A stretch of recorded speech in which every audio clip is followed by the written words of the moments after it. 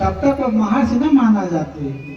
और विश्वामित्र यही ईर्ष्या में ब्रह्मा से जाकर लड़ गए, ब्रह्मा से लड़ गए।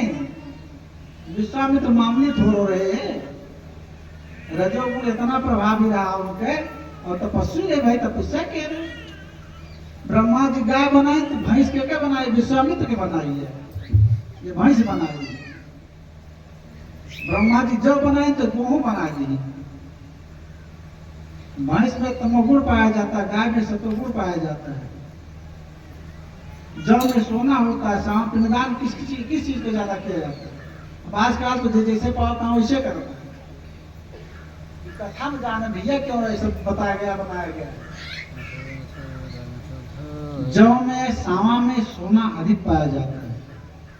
ब्रह्मा जी ने जितनी चीजें बनाया है वो सात्विकता में बनाया है, जिससे मनुष्य की बुद्धि, जीव की बुद्धि जो है निर्मल रहे, पवित्र रहे।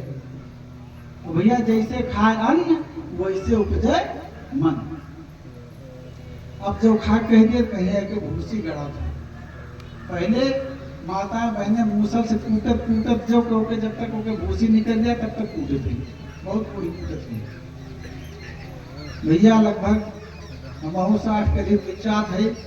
पहले हमहू बहुत कुछ खाए थे, सबके तो जानी थे, जानता है ना, यही एक सब बताई थी। तो जब ब्रह्मा जी ने बनाया तो गेहूं विश्वामित्र जी ने बना दिया। गैया को ब्रह्मा जी ने बना दिया तो वशिष्ठ जी विश्वामित्र जी ने भैंस बना दी।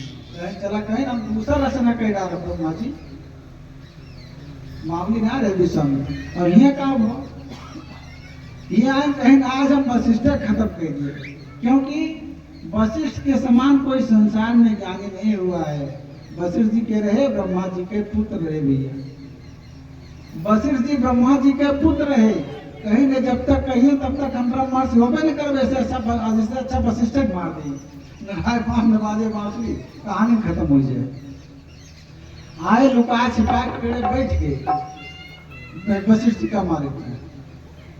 यही शरद पूर्णिमा थी, कुआर के भैया पूर्णवासी, यही शरद पूर्णिमा का शरद पूर्णिमा की रात थी। वशिष्ठ जी के यहाँ शिष्य पढ़ते ही थे, तमाम शिष्य बैठे हुए थे। माता अरुंधति भी बैठी हुई थी। और विश्वामित्र घात लगाए पेड़ में बैठा रहे कि आज वशिष्ठ का मार दिया। तब तक माता अरुंधति के मन में आवा वैसे, रात में सब देखा ना भैया विश्वामित्र जी मन में आवा कहीं ये स्वामी कहीं ना प्रिय बताइए, कहीं ना मेरे 100 पुत्र रहे, हमारे कितना रहे 100 पुत्र रहे, सबका विश्वामित्र मार दी ना, आप एक शब्द कुछ नहीं। उनके एक पुत्र का नाम आए कम से कम हमारे हृदय शांत हो जाए। उन्होंने भैया 100 पुत्र रहे विश्वामित्र के। विश्वामित्र के 103 पुत्र थे, 103 पुत्र थे। तो आगे कथा हम देखेंगे, ऐसे मिलेगा सुन बताएंगे। तो कहें कि इतने मसीह एक अगर मारे होती तब वो कम से कम मेरे छाती डाल उतार जाती। वशिष्ठ जी ने कहा, अरे आज तुमको मोह ने कैसे ग्रस किया, आज तुमको मोह ने कैसे ग्रस किया। अरे जिनको विश्वामित्र ने मारा है ना, ये सब इनके पूर्वजन्म के बैरी थे, इनके दुश्मन रहे जे का मारी नहीं।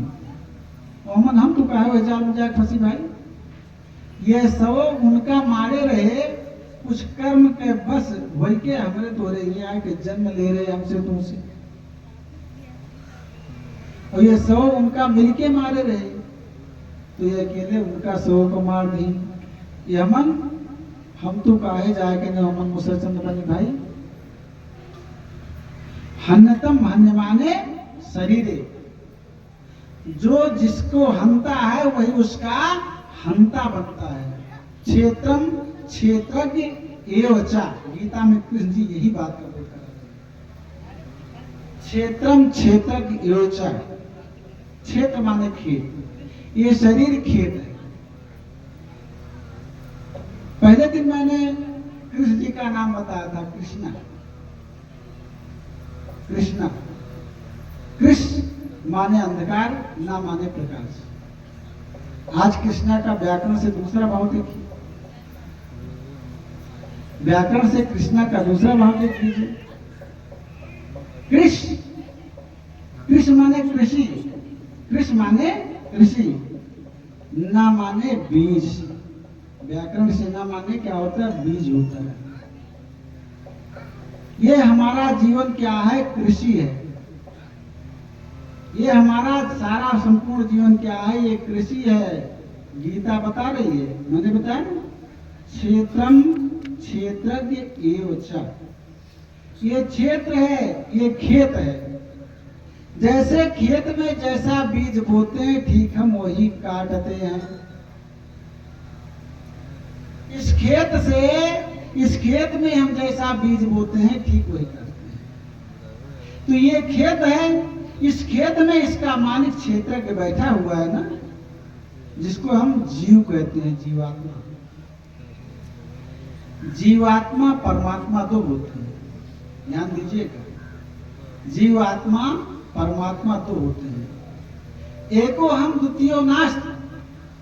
एक तरफ तो है कि सब कुछ मैं ही हूं, दूसरा कुछ नहीं है। लेकिन एक से दो होता है, दो से तीन होता है, तीन से चार होता है, फिर हजार लाख करोड़ अरब खरब कितने हो जाते हैं, कोई ठिकाना नहीं है। कैसे एक से दो कैसे हुआ, मैंने बताया। कृष्ण ना, जब ना आ गया, बीज आ गया। बीज आया तो बीज अंकुरित हो गया। यह अध्यात्म की कथा है टोटल। कृष्ण, कृष्ण का मतलब कृषि, ना माने बीज। जो हमारा कर्म अकर्म रूपी बीज जो हम बो रहे हैं संसार में, ठीक वही काटते हैं। क्षेत्रम क्षेत्रज्ञ च। जैसा खेत में बीज बोएंगे, ठीक वही काटेंगे। कैसे? अरे भाई, आजकल बुआई बड़ी तेज चल रही है, आलू की, धान की नहीं भाई। पंडित जी का लागत आपको सठिया आता है, धीरे धीरे 60 करीब पहुंचता है, अब फिर से धान बोर कहता है। गेहूं के, चना के, आलू की इत्यादि की बुआई चलती है ना। अब खेत भैया जोत जात के खूब बढ़िया बनाई, बन के जब खेत तैयार हो गया तो हम बीज डालेंगे। केतुक बीज डाल दी, मान लिया गेहूं डाल दी, अरबी कौनो बीज डाल दी। उसमें बीज बो दिए। बीज बो करके बड़े प्रसन्न हुए, बड़ा बढ़िया खेत बनाए, मेहनत की और बीज बो दी। बीज जब अंकुरित हुआ तो उसको देख करके बड़े प्रसन्न हुए कि हमारा बीज अंकुरित हो गया, हमारा बीज अंकुरित हो गया। अब बीज अंकुरित हुआ तो क्या हुआ, सिंचाई किए, खाद डाले, पानी दिए, दवाई दिए। जब बीज का अंकुरण हुआ, पौधा कुछ बड़ा हुआ, तो जिस बीज को जमीन के नीचे डाला था वो बीज अदृश्य हो गया। ध्यान दीजिएगा कथा में, बहुत गूढ़ तत्व चल रहा है। बीज अदृश्य हो गया, वो तो पौधे के रूप में आ गया ना, बीज पौधे के रूप में आ गया। वो क्या, खाद पानी दवाई डाल करके उसको बहुत बड़ा कर दिए कि हमारा भैया बीज तैयार हो गया। उसकी आयु कितनी है, 6 मास। उसकी आयु कितनी है, 6 मास। 6 मास पे वो बीज तैयार होकर के जमीन के ऊपर, इतने ऊपर आ गया, जमीन से इतने ऊपर आ गया। और अंत में जब फसल हमारी पककर तैयार हुई तो मिला क्या, मैंने जमीन में एक दाना डाला था, मैंने जमीन में एक दाना डाला था, आज वही एक दाना अदृश्य हुआ तो हमको 1000 दाने के रूप में मिल रहा। 1-2 दाना नहीं रह गया। बाली लाग वही एक दाना से तो कितना तैयार बा, कई दाना तैयार हो गया। अरे हमन से कुछ 2 जो तो निकला बा, खाली एक के तो बा ना, वो हमन से कुछ 2 जो निकला है। जब पौधा जामा तो हमन से कल्ला कल्ला पोइस तो हम भैया कईयो बाली लाके कईयो बाली लाके और सब बढ़िया इतना बाली। अब कितना दाना तैयार हो गया? एक से हजारों दाना, लाखों दाना, करोड़ों दाना तैयार हो गया। कब मिला? 6 मास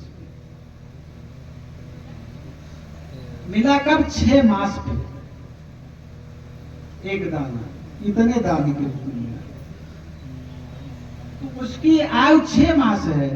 हमारी आपकी आयु कितनी है जानते हैं? 100 वर्ष की। कलयुग में आयु कितनी बताई गई है? 100 वर्ष। शतम वर्षाण जीवन। इसके बाद परम आयु बताई गई है।